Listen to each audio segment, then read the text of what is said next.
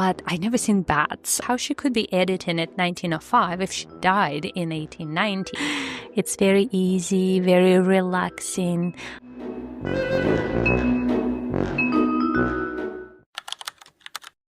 So today's video is going to be slightly unusual. It's not just going to be a crochet tutorial, but a little piece of cross-stitch vintage embroidery as well. I picked the design from French magazine from 1905. I already finished the embroidery, so that's done, and I hemmed 3 sides, and I left the 4th one so I can finish it with you. There are a variety of ways to hem edges. This one I find is super simple. I learned that very long time ago when I was a little girl, and I just love using it. So we'll do that, and then after we will use another vintage pattern, and we will crochet a beautiful trim that looks like a vintage ruffle. Usually when I look through cross-stitch vintage magazines, it's always flowers, some plants, animals, letters, those kind of things, but I never seen bats.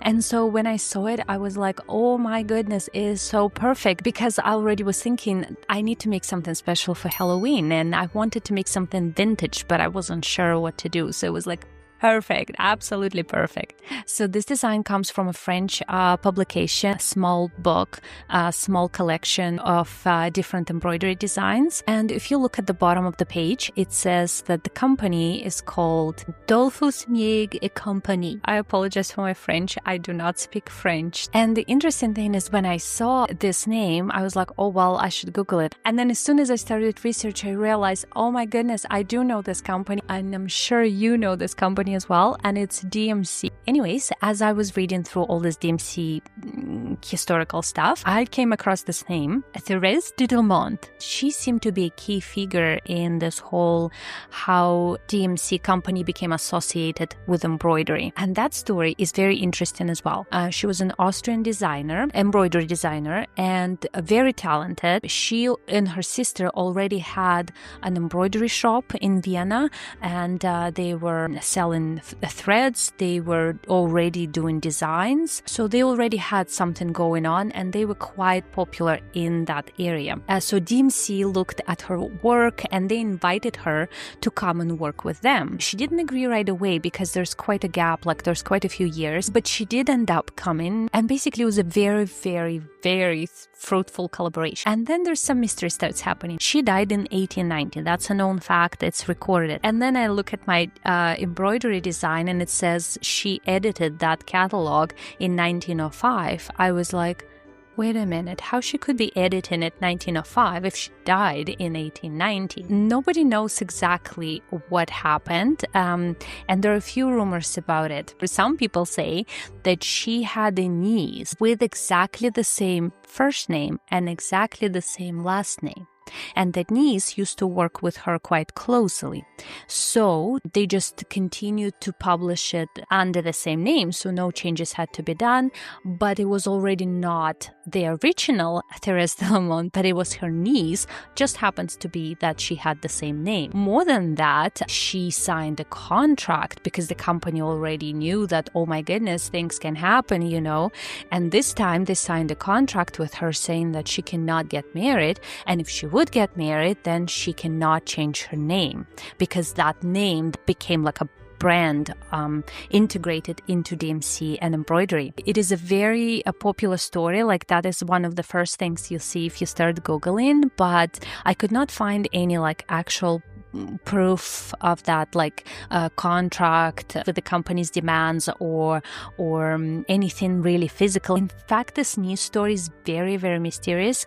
There are no photos, there are no records, or at least no public records on when she was born, what was her name, when she died. So like anything, I guess, of course, that maybe it's just not in public domain and it was kept private in the family. That is a possibility, but publicly nothing is available. So some people even questioning, was there ever a niece, or they just sort of took the name of Thérèse Didalmont, made it sort of as a brand thing, and continue publishing the books, even though the editor was someone completely different. So yeah, anyways, that's the story I wanted to share with you today. Let's do it. So here are my bats. Like I said, the embroidery is done and I already hemmed 3 sides. Let me just get a bit closer so you can see. See, this is a very simple way to do it. It's not maybe the prettiest one necessarily, but for ruffles, it actually works great. Like you can see it and it's very strong.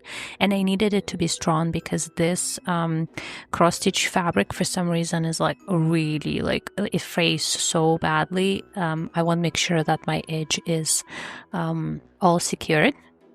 I use this crochet thread to do it. So it's an old thread. I'm not even sure how old it is.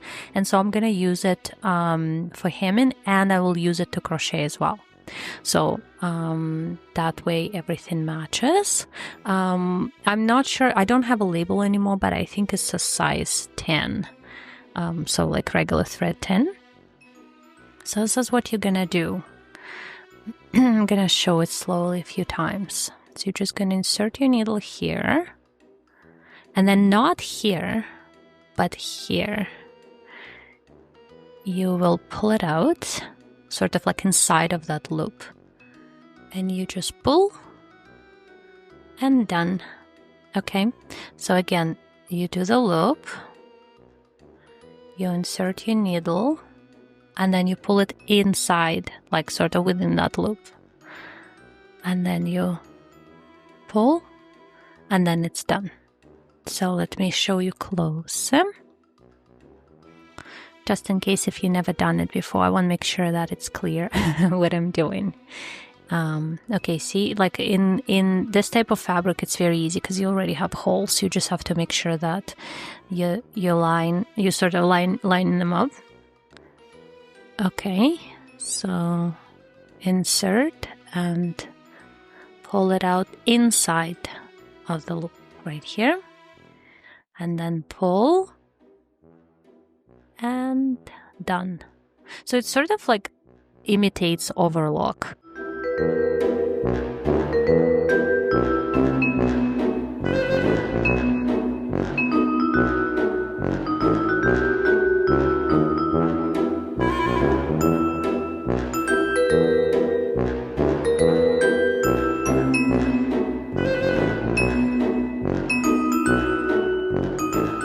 And like I said, if you're using it for cross stitch type of fabric, it's going to be really easy because you just have to make sure you insert it in the right hole and it all lined up. If not, if it's just a regular fabric, then I would recommend to draw a line or something to make sure that all stitches are on the same line, and so it looks nice and neat. But yeah, otherwise that is it. Like that's all you do. It's very easy, very relaxing, kind of nice slow stitching thing. You can do so many things while you're doing it. Listen music, podcasts, watch TV. Like it's super easy, and it just takes time.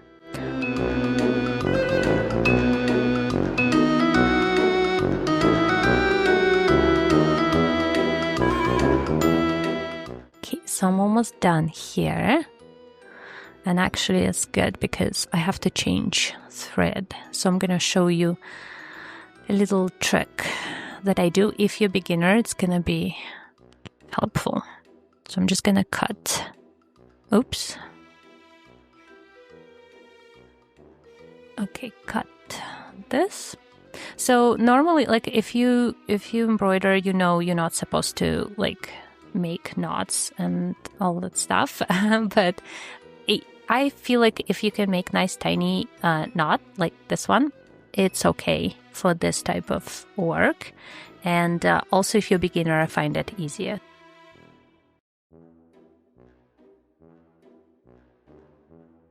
Because then, look, you just have to do this. Okay. And then you can make your loop again, and you can just continue. Like it's so easy. If you're not a beginner and you know how to start without making knots, then of course do it that way. But like I said, if you can manage to make a really tiny compact knot, it's not gonna it's not gonna matter here, and it's gonna make your life easier if you're a beginner or if you don't embroider very often.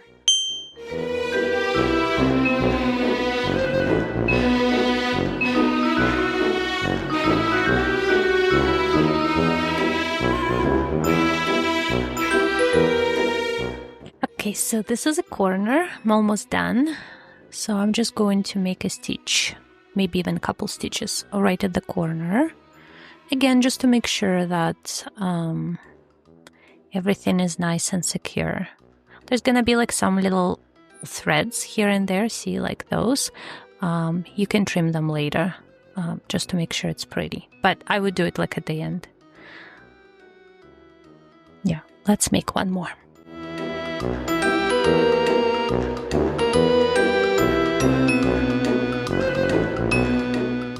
Okay, I think this is pretty good. This is what we have. So now we can wash it, we can iron it, and nothing is going to happen with it to ruin our work. So I think this is pretty good.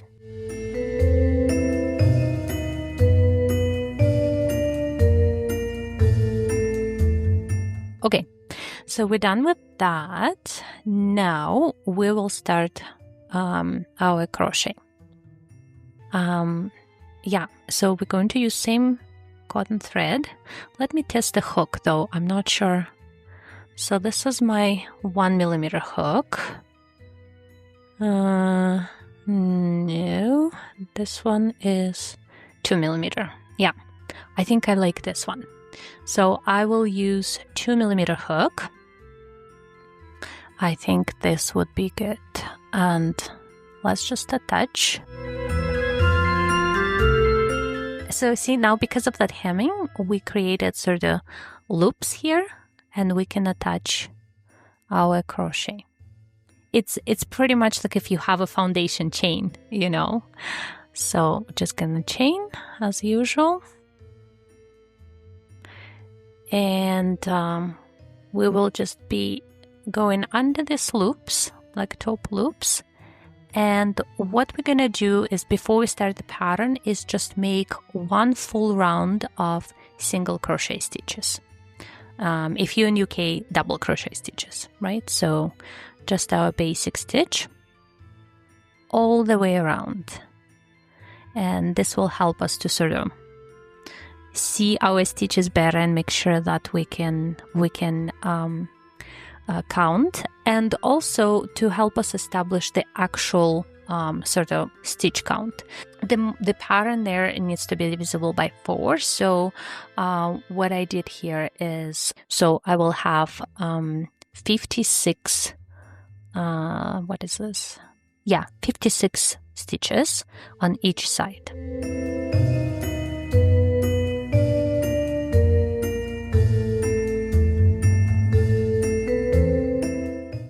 So one thing that's important, because the hemming is so tight, like there is this sort of temptation to put the hook under each single one.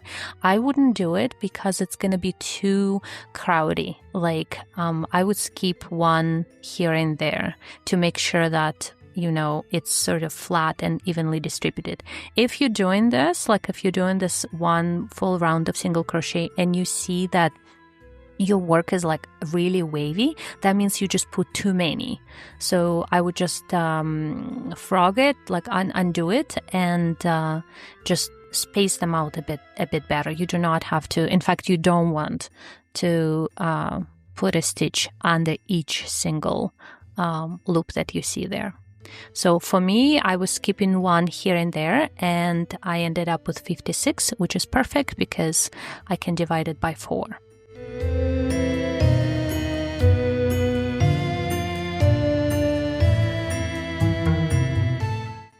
Okay, so that's what we have.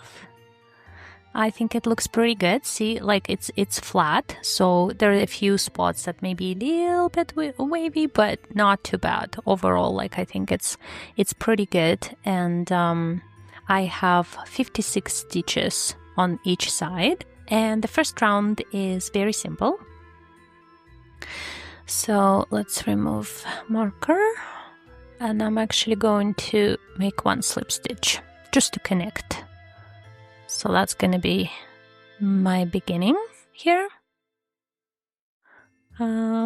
Okay, so first row, 12 chain, so chain 12, and then 1 single crochet in 4th single crochet.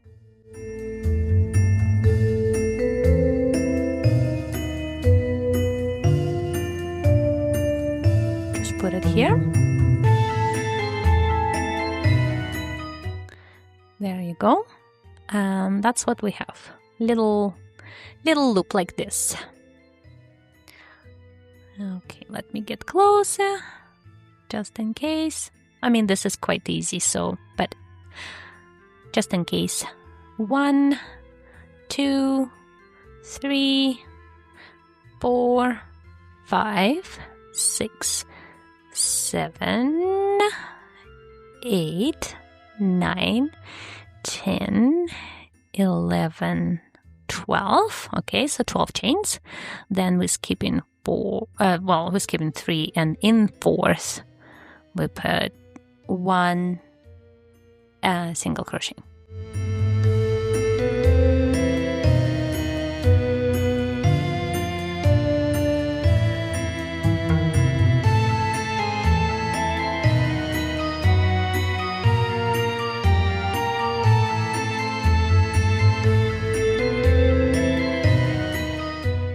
Okay, anyways, this is what we have. So that's your edge first row. So I made just one side.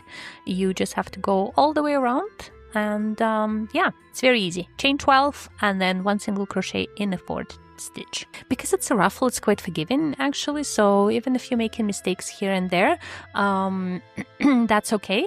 Just make sure that at the end you have 14 loops.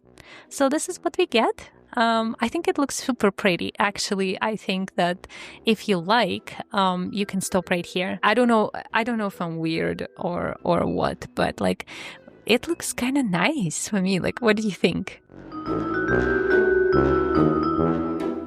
I don't know. I think it's cute. Anyways, so what we have here is 14 loops per side, right?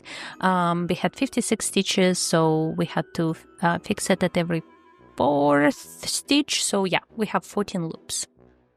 So now we have round 2, and we have to chain 2 and then 6 double crochet under each loop, making 2 chains in between.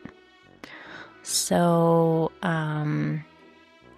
right, this is our loop, so we're just gonna chain 2, and we're going to put another double crochet. If you're in UK, that will be treble crochet for you. So again, chain 2, we're going to put 3rd double crochet here, again chain 2, 4th double crochet in the same loop, chain 2, 5th double crochet, chain 2, and last 6th one in the same place.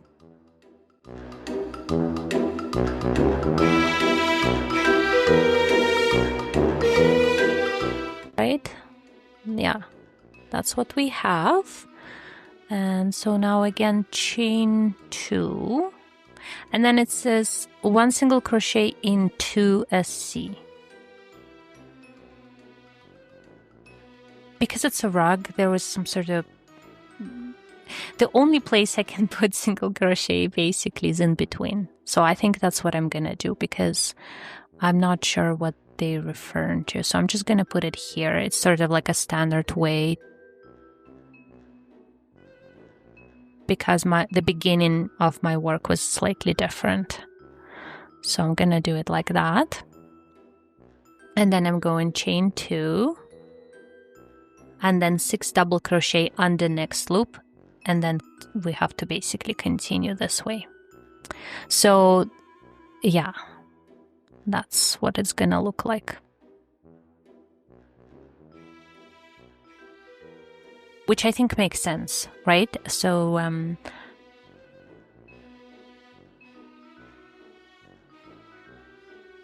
So we're doing chain 2, 6 double crochet under each loop, so we have 14 per side, and we're making 6 double crochet under each loop and chain 2 between each of those double crochet, and then right between those loops we make 1 single crochet, chain 2 again, and continue all the way around.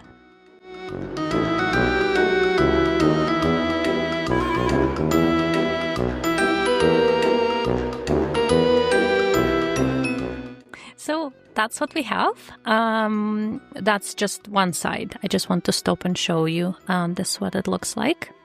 I think it's nice, and you already see sort of like the ruffle, some more full and nice. So you just need to finish all 4 sides, and that's it. So I'll do it quickly and I will be right back. Okay, all done. This is the end of round 2. So again, you know, I think this is lovely. And if you want to stop right at this point, I think it will work. What do you think? I think it looks pretty nice and complete.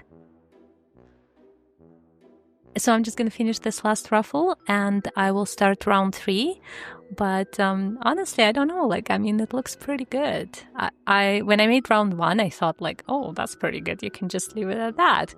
And now I'm looking at round 2 and I'm like, oh, that's even better. So we'll see. Maybe round 3 will improve it further.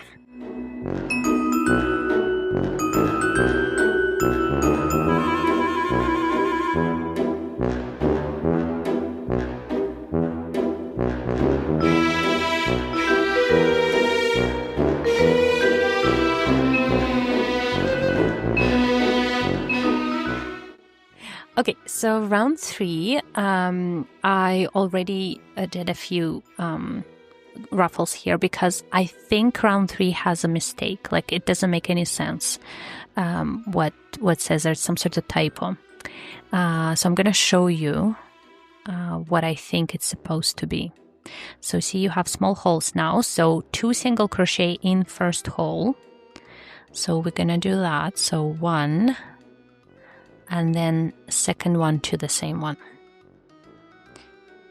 Then 1 single crochet next. So 1 here. Then chain 2 and 2 double crochet in same. So let's go 1 and then second one to the same hole. And then I think it's wrong because I think because now we have to do mirror image, right? That's how you always do it. So it's nice and even. So I think what needs to happen here is you have to chain 2 again, basically do a mirror image, make 1 single crochet to the next hole. Okay, and then 2 single crochet in 1, so like in last one, like this. See? Because now it's like this proper even sort of thing. I'm not sure, like, if you think that it's wrong, like if you have other ideas, let me know. But this is the way I interpreted this round 3. I can't imagine how you would put, because it has to have a center peak, right? It's an edge. So I imagine this 2 double crochets being the peak, like at the center, and then it has to go down in the mirror image. So I think everything is correct up to the point when they say in the next hole, chain 2 and then chain 2. Like that's just not right. I think it's a typo or something like that. But anyways, like, let me know if you think I'm wrong. That's the sort of best I came up with, and when I'm looking at it, like, it makes sense to me. So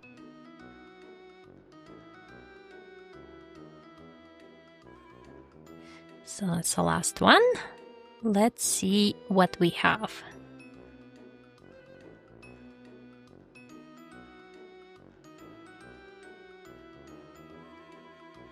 Ta-da!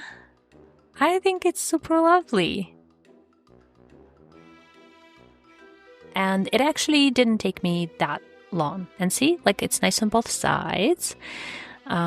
So like I said, it's washable now. You can use it. It's nice, practical, and really, really beautiful. Yeah, anyways, like I said, the cross stitch pattern is, I will attach a link to a PDF where you can download it, or if you use Pinterest, you can go on Pinterest and pin it there. I hope you had fun. I hope it will be useful, and let me know if you'd like maybe more this type of videos, like with the cross stitch or maybe knitting. I know I kind of primarily focus on crochet because well, that's what I do. I design patterns, but sometimes I kind of miss other things. Like I really like embroidery. I really like knitting. So yeah, let me know if you would be interested in that as well. And yeah, as always, stay cozy, and I'll see you soon. Bye.